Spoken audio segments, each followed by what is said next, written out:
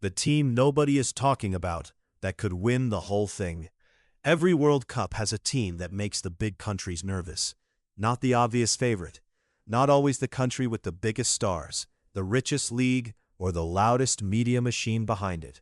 I mean the team sitting just outside the spotlight. The team people mention for 2 seconds, then move past because they want to talk about the usual giants. But inside the game, coaches know, players know, analysts know. There is always one team in the draw that nobody really wants to see on their side of the bracket. Because that team is awkward. It is organized. It doesn't panic. It can play a perfect, ugly game for 90 minutes and make a favorite feel like the whole world is closing in. That is the team this video is about. But before we go any further, we need to be honest about something. If you're watching this before the final squads, before the injuries are clear, before the draw is fully understood, before the last stretch of club form and international form has settled, then nobody should be pretending they know the exact 2026 dark horse with absolute certainty. That's how bad prediction videos work. They pick one country, talk like the future has already happened, and hope the headline gets clicks. That's not what we're doing here. The smarter question is not, which team are we guaranteeing will shock everyone? The smarter question is, what does a real World Cup dark horse actually look like? Because dark horses are not random. They can feel random when the tournament is happening, because the drama arrives all at once. A goal from a corner, a penalty shootout, a goalkeeper standing on his head, a favorite running out of ideas. But when you look closer, the teams that make those runs usually share certain traits. They are not built exactly the same, and they don't all play the same style. Some defend deep, some press high, some keep the ball, some turn every match into a wrestling match in midfield. But the good ones have a structure, they have a route, they have a way to survive the bad moments. And in tournament football, survival is everything. So this is a framework for finding the team nobody is talking about that could, at least in theory, win the whole thing. Not a guaranteed pick, not a magic prediction, a checklist. And when the draw, the squads, and the form are clearer, this is the checklist you use to update the actual name. The first thing you look for is defense. That might sound boring, but at a World Cup, boring can be deadly. In club football, a team can lose a chaotic match and still recover next weekend. A league season gives you room to make mistakes. You can have a bad away day, concede 3 goals, blame the schedule, and move on. In a World Cup, you do not have that luxury. One bad half can wreck the group. One poor clearance can change a country's history. One moment of panic can send you home. That is why dark horses almost always need a defensive shape that travels. By travels, I mean it works in different stadiums, against different styles, under different emotional conditions. It works when the team has the ball, and it works when the team has to suffer without it. It works against a favorite that wants to dominate possession, and it works against another underdog that wants to counterattack. It doesn't depend on everything being perfect. A real dark horse can defend for long stretches without looking like it is falling apart. The back line moves together. The midfield does not leave giant spaces in front of the defenders. The fullbacks know when to go and when to stay. The center backs are comfortable heading crosses away. The wide players track runners. The whole team understands the simple truth of tournament football. If you stay alive long enough, the pressure begins to change sides. At the start of a match, the favorite is usually calm. They think, we are better. If we play our game, we win. But if the score is still level after 30 minutes, the mood shifts a little. If it is still level after 60 minutes, the favorite starts to feel the clock. If the underdog scores first, the entire match becomes psychological warfare. That is why defense is not just about stopping shots. Defense is about moving pressure from one team to the other. Look at recent memory and you see the pattern. Croatia's deep runs were built on resilience, midfield intelligence, experience, and refusing to disappear when matches became uncomfortable. Morocco in 2022 showed how far organization, courage, and defensive discipline can carry a team. That does not mean the 2026 dark horse has to copy Croatia or Morocco. It means the principle matters. Can this team suffer without breaking, defend the box, and force a favorite into low-quality shots and frustrated decisions? If the answer is no, then it is probably not the dark horse. It might be fun. It might score great goals. It might have one superstar who makes highlight reels. But if the defense collapses every time the match gets messy, that team is not built to go deep. The second thing you look for is midfield. More specifically, you look for either midfield control or midfield disruption. Those are not the same thing, but both can work. Midfield control is when a team can slow the game down. It can keep the ball under pressure. It can make the favorite chase. It can turn a dangerous match into a calmer match by passing through the first wave of pressure and choosing when to attack. Midfield disruption is different. That is when a team does not necessarily want the ball for long stretches, but it makes life miserable for the opponent. It presses at the right moments. It tackles cleanly. It blocks passing lanes. It crowds the best playmaker. It turns comfortable possession into nervous possession. A dark horse needs one of those two things. If it has neither, it is in trouble. Because the midfield is where favorites usually try to make the match feel normal. They want their best players receiving the ball facing forward. They want rhythm. They want passing angles. They want to move the underdog side to side until a gap opens. The dark horse has to interrupt that rhythm. That is when doubt enters the game, and doubt is one of the most powerful forces in knockout football. For casual fans, midfield can be the hardest part of the game to notice, because the ball moves quickly and the best work is often invisible. But if you want to find a dark horse, watch the midfield closely. Can they escape pressure, stop counters, protect the defense, force a great opponent sideways, and still make smart decisions when the match is tired and emotional?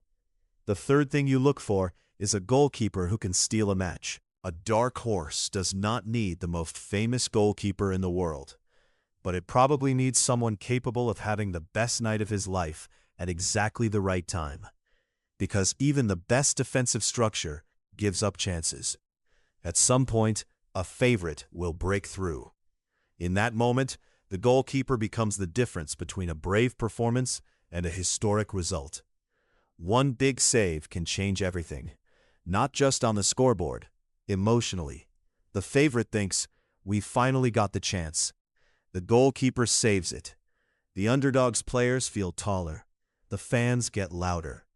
The favorite now has to create the same chance again, but with more pressure and less time. And then there are penalties. If you are trying to identify a World Cup dark horse, you have to ask a simple question. Can this team survive a shootout? Luck matters, but preparation matters too. Goalkeeper research, confidence, the order of takers, and emotional control all matter. This is why the goalkeeper belongs near the top of the checklist. Can he make the routine saves cleanly, command the box, slow the game down when the team needs oxygen, and become the story for one night? If the answer is yes, that team becomes dangerous. The fourth thing you look for is set pieces. Corners, free kicks, long throws, second balls, rehearsed routines, blocks, screens, near post runs, back post overloads. This is where casual fans sometimes miss the point. Set pieces can look simple on television, but at elite level, they are designed, drilled, and analyzed. In a World Cup, they can become the difference between going home and becoming immortal. A dark horse that is excellent at set pieces is dangerous because it does not need to outplay a favorite for 90 minutes. It just needs one corner, one free kick, one messy second ball, or one defender losing his marker for half a second. That is enough. A dark horse with a strong defense and strong set pieces is annoying in exactly the way favorites hate. The favorite has most of the ball, but cannot score. Then it gives away a corner. Suddenly the underdog has bodies in the box, the crowd is buzzing, and the favorite is thinking, "Do not concede here." That thought alone creates pressure. So when you are updating this script close to the tournament, do not just ask who has the biggest names. Ask who has size, delivery, first contact, second balls, and a free kick taker who can put the ball in the one area defenders hate. Set pieces are not a side detail. They are one of the main doors through which a dark horse can enter the tournament story.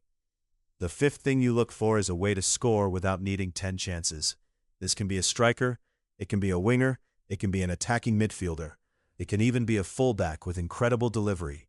But somewhere in the team, there needs to be a real threat, because defending well is not enough to win the World Cup. At some point, the team has to hurt people. A dark horse does not need 11 global superstars. In fact, many dark horses are dangerous because they are built around roles. Everybody knows the job, but usually there are one or two players who can turn that plan into a result. A striker who only needs one chance, a winger who can beat a fullback, a midfielder who can hit the final pass, a set-piece taker with elite delivery, a defender who is a monster in the air.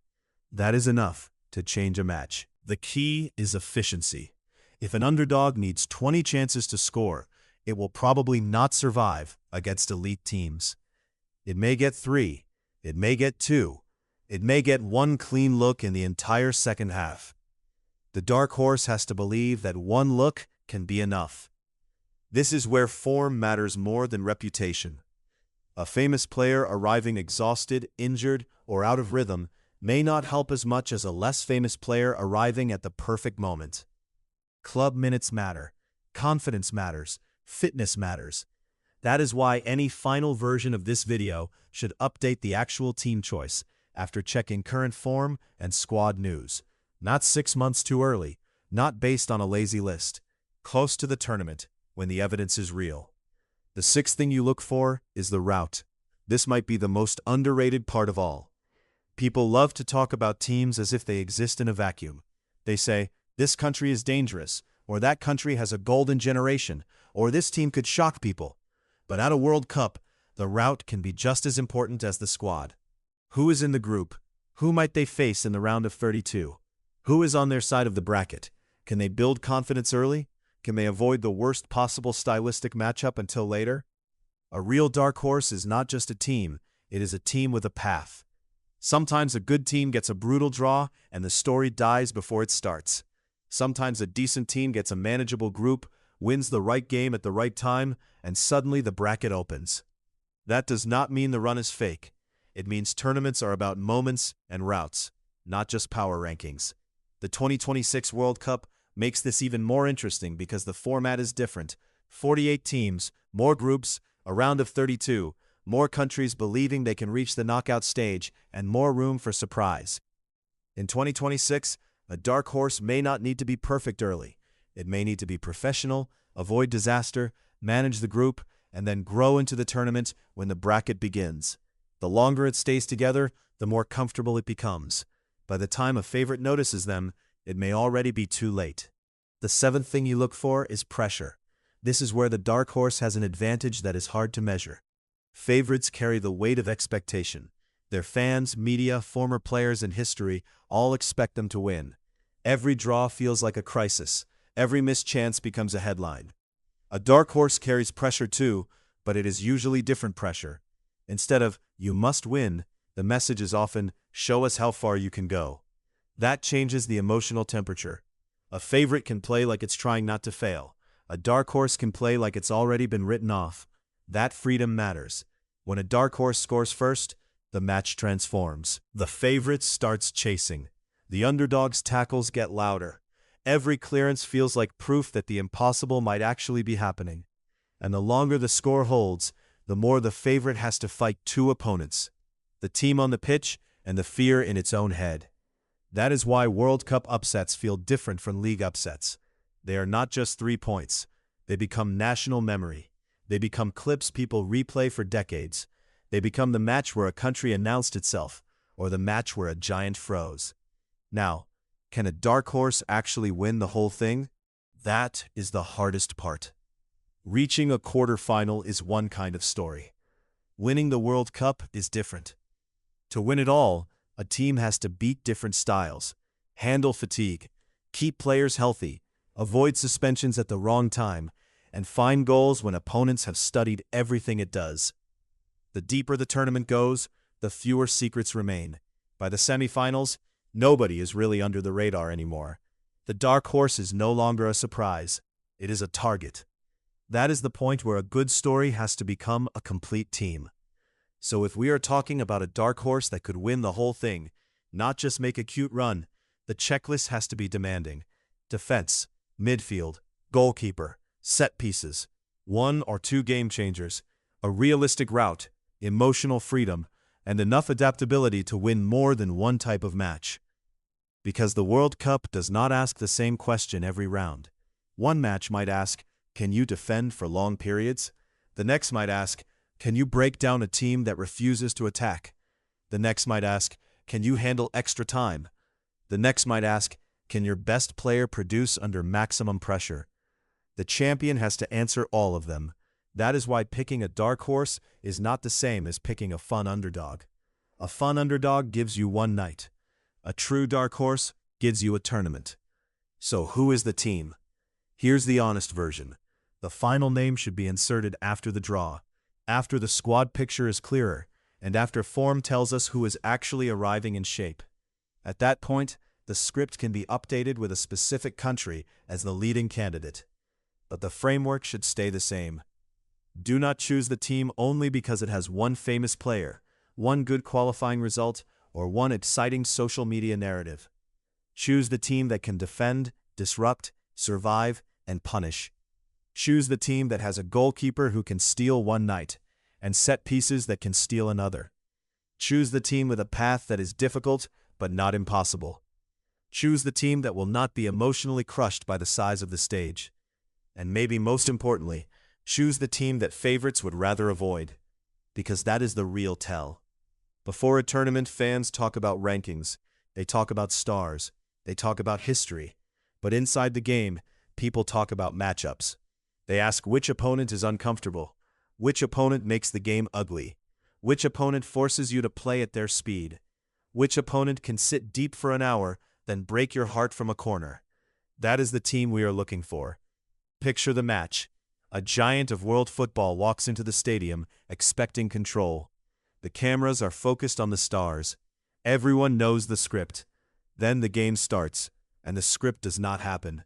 The dark horse keeps its shape. The midfield closes the center. The favorites' wingers are forced wide. Crosses come in, but the center backs head them away. A shot from distance flies over. Another shot is blocked. The goalkeeper catches a corner and slows everything down. At first, it looks like survival. Then it starts to look like a plan. The favorite pushes higher. Space opens. The dark horse breaks once, and suddenly the stadium gasps. Then comes the moment. Maybe it is a corner. Maybe it is a counterattack. Maybe it is a free kick clipped to the back post. Maybe it is one striker taking one touch and finishing like he has been waiting his whole life for that chance. 1-0. Now the match becomes something else. The favorite is not just trying to win anymore. It is trying to escape embarrassment. The dark horse is not just trying to hold on. It is trying to step into history. Every minute feels heavier. Every tackle matters. Every clearance gets a roar. The goalkeeper makes the save. Added time begins. And this is the part of football that statistics never fully explain. Belief becomes real. You can see it in the players' faces. You can hear it in the crowd. The underdog, the team nobody wanted to talk about, suddenly looks like it belongs. That is why we watch the World Cup. Not just for the favorites, not just for the superstars. We watch because every tournament leaves room for a team to walk in from the edge of the story and change everything. In 2026, with 48 teams, with more countries involved, with more knockout matches, with travel, pressure, heat, noise, and unfamiliar paths, the dark horse story might be even more powerful. The bigger the tournament gets, the more places there are for a surprise to hide. But surprise is not the same as luck. Luck may open the door. Structure walks through it. That is the lesson. The team nobody is talking about will not win because the football gods randomly choose it. It will win, if it wins, because it can do the hard things tournament football demands. Defend the box, control or destroy the midfield, take set pieces seriously, trust the goalkeeper, score efficiently, manage the route, handle pressure, and stay alive. That is the dark horse, not a fairy tale with no logic, a system, a moment, and a country brave enough to make the World Cup uncomfortable for everyone else. So when the draw is made, when the squads are named, and when the hype starts gathering around the usual giants, look just outside the spotlight. Look for the team with the awkward matchup. Look for the team with the calm goalkeeper. Look for the team that can win 1-0